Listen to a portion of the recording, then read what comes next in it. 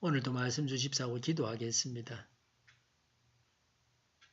창세기 12장 4절에서 7절을 가지고 말씀드리겠습니다. 창세기 12장 1절에서 하나님께서 아브라함에게 말씀하신 땅으로 가라고 하셨습니다. 아브라함이 순종했습니다. 창세기 12장 4절에 아브라함은 주님께서 말씀하신 대로 길을 떠났다고 했습니다. 하나님께서 말씀하신 대로 길을 떠났습니다. 하나님의 말씀을 따라가야 합니다. 하나님 말씀을 알아야 됩니다. 그래서 성경이 중요합니다. 성경이 죄라고 말하면 죄입니다. 사람이 거기다가 재해석을 하거나 다른 말을 해서는 안 됩니다. 그가 순종함으로 하나님께서 준비해 놓으신 복을 받게 되었습니다. 불순종하는 자는 여호와 이레의 복을 받을 수 없습니다. 여호와 이레는 하나님께서 친히 준비하신다는 뜻입니다. 창세기 12장 5절에 아브라함은 아내 사레와 조카 롯과 하란에서 모은 재산과 거기에서 얻은 사람들을 거느리고 가나안 땅으로 가려고 길을 떠나서 마침내 가나안 땅에 이르렀다고 했습니다. 하나님께서 명하신 대로 해서 그 땅에 도착했습니다. 아브라함은 온전히 순종했습니다. 우리의 순종이 온전해야 합니다. 할 듯 하다가도 하지 못하는 사람도 허다하게 있습니다. 말로는 하겠다고 하고서 실제로는 하지 않는 사람도 있습니다. 시작은 했는데 마치지 못하기도 합니다. 온전히 순종해야 합니다. 이를 맡기는 입장에서 보면 온전한 순종이 중요합니다. 창세기 12장 4절에 롯도 그와 함께 길을 떠났다고 했습니다. 롯을 함께 데리고 간 것은 잘못이라고 말하기도 합니다. 아버지를 떠나지 않고 아버지를 모시고 하란까지 간 것도 문제가 있었다고 합니다. 부모처럼 따르는 조카 롯을 떼어 놓아야 하는지는 연구해 보아야 합니다. 함께 갔기 때문에 길동무가 되고 위안이 되었을 것입니다. 함께 하기 때문에 쉬워집니다. 우리 주위의 불신자들에게 전도해서 함께 하나님 말씀에 순종하고 천국길을 가야 합니다. 창세기 12장 4절에 아브라함이 하란을 떠날 때에 나이는 75이었다라고 했습니다.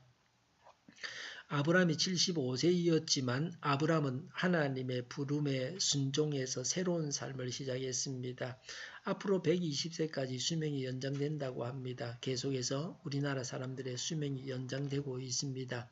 우리나라는 노인 인구가 급속하게 늘어나고 있습니다. 노인은 자원으로 활용해야 합니다. 연세가 많기 때문에 무료하고 무익한 삶을 사는 분들이 주위에 허다하게 있습니다. 그렇게 살아서는 안 됩니다. 후회 없는 인생을 살아야 합니다. 이 땅을 다시 태어나는 것이 아닙니다. 이 땅에서 사는 것은 위례적입니다. 한 번 왔다가 한 번 갑니다. 75세에 하나님께 순종해서 새 삶을 살았던 아브라함이 모델이 될 수 있습니다. 나이 때문에 할 일을 못해서는 안 됩니다. 나이는 그냥 숫자일 뿐입니다. 하나님께서 생명을 주셨는데 생명이 있는 동안은 하나님께서 맡기신 일이 있습니다. 사명감을 가지고 사명을 감당해야 합니다. 너무 나이가 많아서 못한다고 해서는 안 됩니다.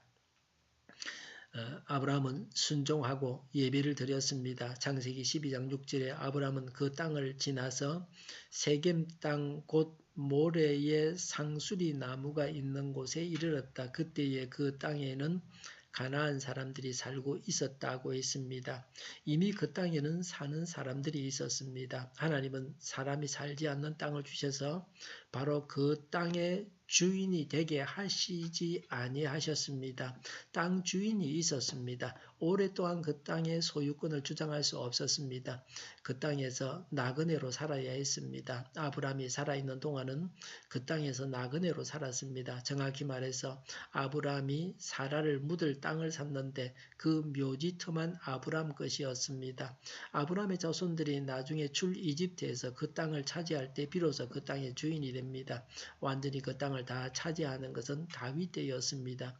지금도 팔레스틴은 이스라엘과 원주민들이 서로 싸우고 있습니다. 이러한 것을 아브라함은 모르고 그냥 하나님을 믿었습니다. 창세기 12장 7절에 주님께서 아브라함에게 나타나셔서 말씀하셨다. 내가 너의 자손에게 이 땅을 주겠다. 아브라함은 거기에서 자기에게 나타나신 주님께 제단을 쌓아서 바쳤다고 했습니다. 하나님은 이 땅을 주겠다고 약속하셨고 아브라함은 하나님께 제사를 드렸습니다. 이 땅에 사는 자들이 있는데 언제 어떻게 주실 것입니까? 라는 아브라함이 하나님께 질문했다는 기록이 없습니다.